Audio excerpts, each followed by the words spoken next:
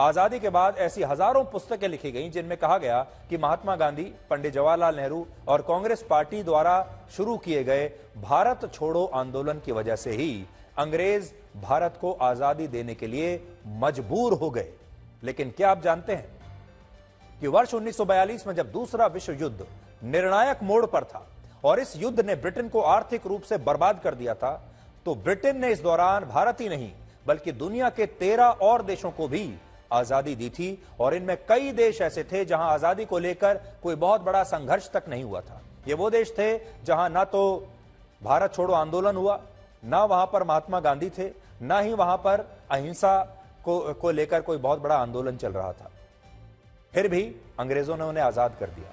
और इन देशों में वर्ष 1942 में ऑस्ट्रेलिया आजाद हुआ, 1947 में न्यूजीलैंड और भूटान आजाद हुआ, वर्ष 1948 में म्यांमार और आयरलैंड, इजराइल और श्रीलंका वर्ष आजाद हुए, वर्ष 1956 में सूडान, 1957 में मलेशिया, 1960 में नाइजीरिया, सोमालिया और साइप्रस, और वर्ष 1961 में कुवैत को ब्रिटेन से आजादी मिली थी।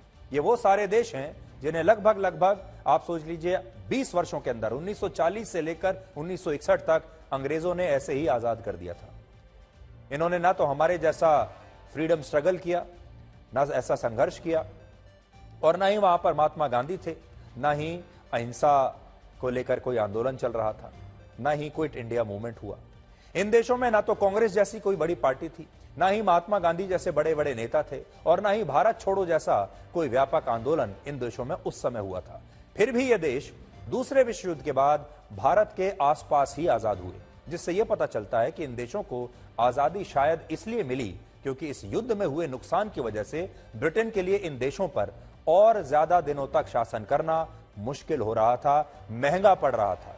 लेकिन भारत में आजादी के बाद से कई पीढ़ियों को हम सबको यही पढ़ाया गया कि अगर भारत छोड़ो आंदोलन ना होता तो शायद आज भारत भी आजाद ना हुआ होता।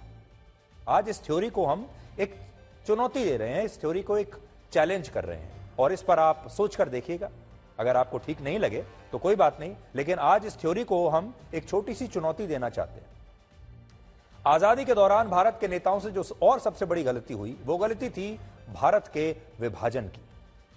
अंग्रेजों ने भारत को आजादी देने के साथ हमारी मातृभूमि के 2 टुकड़े कर दिए। और मैं कल भी आपसे कहा था, पाकिस्तान की जो भूमि है वो भी हमारी ही मातृभूमि है, और भारत के मुसलमानों के लिए पाकिस्तान नाम का एक अलग देश तब अंग्रेजों ने बना दिया, जिससे अविभाजित भारत के कुछ मुसलमानों को तो अलग देश मिल गया, लेकिन इस विभाजन से पाकिस्तान को कोई भी सार्थक फायदा नहीं हुआ। आज आप सोचिए, पाकिस्तान को इस विभाजन का क्या फायदा हुआ, और भारत को भी इस विभाजन का क्या फायदा हुआ।